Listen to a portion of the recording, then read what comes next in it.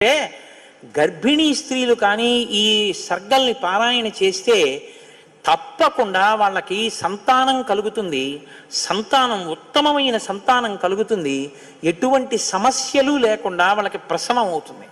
అంత శక్తి ఇందులోనే ఉంది. ఇందులోనే వాల్మీకి మహర్షి కుమార సంభవం అన్న మాట వాడారు.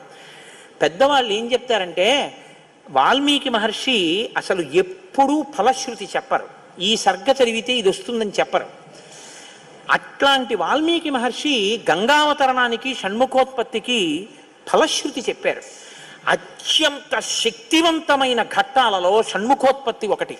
ఇది విన్నవాళ్ళు సుబ్రహ్మణ్య లోకాన్నే పొందుతారు అంటారు. అంత శక్తివంతం.